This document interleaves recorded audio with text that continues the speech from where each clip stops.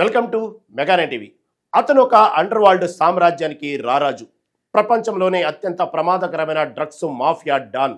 ఎదురు తిరిగితే తలలు నరికేయడం, ఆర్మీ హెలికాప్టర్లను సైతం రాకెట్ లాంచర్లతో పేల్చేయడం అతడి కరుడు గట్టిన ప్రైవేటు సైన్యం స్టైల్. అతడి తలకాయ మీద అమెరికా పెట్టిన రివార్డు అక్షరాల 120 కోట్ల రూపాయలు. ఆ మోస్ట్ వాంటెడ్ క్రిమినల్ పేరే నెమెసియో వెసెగెరా సెర్వెంటెస్ అలియాస్ ఎల్ మెంచో. దశాబ్దాలుగా పోలీసులకు దొరకకుండా తప్పించుకుని తిరుగుతున్న ఈ డ్రగ్ లార్డు ఎట్టకేలకు మెక్సికన్ ఆర్మీ చేతిలో హతమయ్యాడు. కానీ అతడి చావు మెక్సికోలో పెను ప్రకంపనలు సృష్టిస్తుంది. తమ బాస్ చనిపోవడంతో రెచ్చిపోయిన కార్టెల్ గుండాలు ఏకంగా నగరాలనే తగలబెడుతున్నారు. విమానాశ్రయాల్లో ఫ్లైట్స్ క్యాన్సిల్ అయ్యాయి, విద్యాసంస్థలు మూతబడ్డాయి, భారత్ అమెరికా దేశాలు హై అలర్ట్ ప్రకటించాయి. అసలు ఎవరి ఎలమెంచో? ఒక మాఫియా డాన్ చనిపోతే మెక్సికో ఎందుకు అట్టుడుగుతోంది? జాలిస్కో అడవుల్లో జరిగిన ఆ భయంకరమైన మిలిటరీ ఆపరేషన్ ఏంటి? పాబ్లో ఎస్కోబార్, ఎల్ చాప్లో, ఈ పేర్లు వినగానే ప్రపంచవ్యాప్తంగా డ్రగ్స్ మాఫియా నెట్వర్క్ ఎంత భయంకరంగా ఉంటుందో మనకు గుర్తొస్తుంది. అయితే ఎల్ చాపో జైలుకు వెళ్లిన తర్వాత మెక్సికోను, అమెరికాను అత్యంత భయభ్రాంతులకు గురి చేసిన ఏకైక పేరు ఎల్ మెంచో.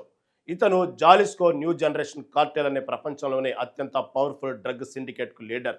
అమెరికాలోకి టన్నుల కొద్దీ ఫెంటానిల్, కోకైన్ పంపిస్తూ లక్షలాది మంది మరణాలకు కారణమయ్యాడు. ఈ డ్రగ్ లార్డును ముట్టుబెట్టేందుకు మెక్సికో ప్రభుత్వం ఎట్టకేలకు ఒక భారీ మిలిటరీ ఆపరేషన్ చేపట్టింది.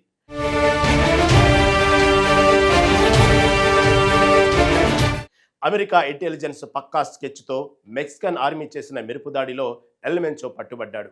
ఆ తర్వాత తీవ్ర గాయాలతో ప్రాణాలు వదిలాడు. కానీ అసలు యుద్ధం అతడి చావుతోనే మొదలైంది.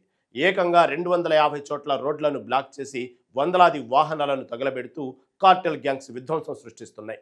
దశాబ్దాలుగా అడవుల్లో, పర్వతాల్లో తలదాచుకుంటున్న 59 ఏళ్ల ఎల్ మెంచో పశ్చిమ మెక్సికోలోని జాలిస్కో రాష్ట్రం టపాల్సా ప్రాంతంలో ఉన్నట్లు మెక్సికన్ ఆర్మీకి పక్కా సమాచారం అందింది. అమెరికా నిఘా సంస్థలకు కూడా సేమ్ ఇన్ఫర్మేషన్ వచ్చింది. దీంతో ఆదివారం నాడు national guards, Mexican special forces సంయుక్తంగా ఎల్ మెంచో స్థావరాన్ని చుట్టుముట్టాయి. అయితే కార్టెల్ గూండాలు సాధారణ క్రిమినల్స్ కాదు. వారి దగ్గర మిలిటరీ స్థాయిలో రాకెట్ లాంచర్లు, ఆర్మర్డ్ వెహికల్స్ ఉన్నాయి. ఇరు వర్గాల మధ్య భీకర కాల్పులు జరిగాయి. ఈ కాల్పుల్లో ఆర్మీకి చెందిన పలువురు జవాన్లు ప్రాణాలు కోల్పోగా 6 కార్టెల్ సభ్యులు హతమయ్యారు. ఆర్మీ జరిపిన కాల్పుల్లో ఎల్ మెంచో తీవ్రంగా గాయపడ్డాడు. అతడిని ప్రాణాలతో పట్టుకున్న ఆర్మీ మెరుగైన వైద్యం కోసం హెలికాప్టర్లో మెక్సికో సిటీకి తరలిస్తుండగా దారి మధ్యలోనే కన్నుమూశాడు. ఈ వార్తతో మెక్సికో, అమెరికా ప్రభుత్వాలు ఊపిరి పీల్చుకున్నాయి.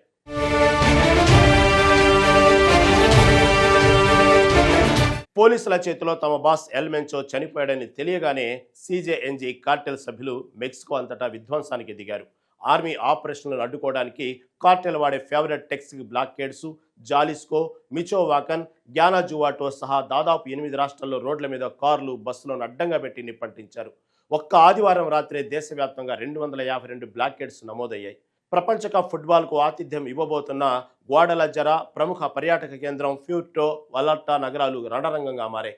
ఎయిర్పోర్టులో సాయుధాలు చొరబడుతున్నారన్న భయంతో ప్రయాణికులు పరుగులు తీశారు. డెల్టా, ఎయిర్ కెనడా లాంటి సంస్థలు పదుల సంఖ్యలో విమానాలను రద్దు చేశాయి. స్కూల్స్కు సెలవులు ప్రకటించాయి. పరిస్థితి చేయి దాటిపోవడంతో అమెరికా, కెనడా ప్రభుత్వాలతో పాటు మెక్సికోలోని భారత రాయబార కార్యాలయం కూడా హై అలర్ట్ జారీ చేసింది. భారతీయులు ఎవరూ ఇళ్ల నుంచి బయటకు రావద్దని, సురక్షిత ప్రాంతాల్లో తలదాచుకోవాలని హెచ్చరికలు జారీ చేసింది. అసలు వేలాది మంది సైన్యాన్ని నడిపించిన ఈ ఎల్ మెంచో నేపథ్యం చూస్తే ఆశ్చర్యం కలుగుతుంది. 1966లో ఒక పేద వ్యవసాయ కుటుంబంలో పుట్టిన ఇతను 1980లలో అక్రమంగా అమెరికాలోని కాలిఫోర్నియాలోకి ప్రవేశించాడు. అక్కడ హెరాయిన్ స్మగ్లింగ్ చేస్తూ పట్టుబడి జైలు శిక్ష అనుభవించి తిరిగి మెక్సికోకు డిపోర్ట్ అయ్యాడు. మెక్సికోకి వచ్చాక కొన్ని రోజులు ఏకంగా లోకల్ పోలీస్ ఆఫీసర్గా డ్యూటీ చేశాడు.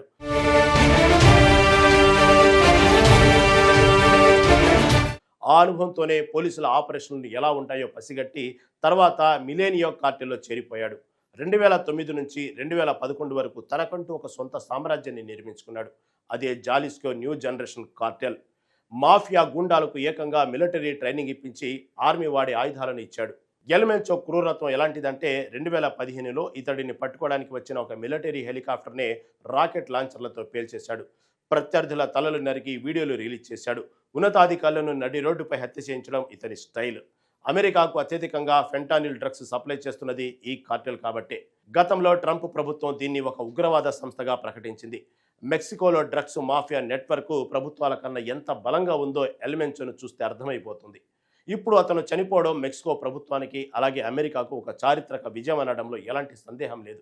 అయితే ఎల్మెంచో చనిపోయినంత మాత్రాన డ్రగ్స్ ఆగిపోతాయా అంటే ఖచ్చితంగా లేదు అంటారు నిపుణులు. ఎందుకంటే లీడర్ చనిపోవడంతో ఆ వందల కోట్ల సామ్రాజ్యాన్ని దక్కించుకోవడానికి కార్టెల్ లోపల కింద స్థాయి నాయకుల మధ్య ఒక అంతర్గత పోరు మొదలయ్యే ప్రమాదం ఉంది. దాన్ని గుట్టు తెలుసుకోవడం ఇప్పుడు ప్రభుత్వం ముందున్న పెద్ద టాస్క్.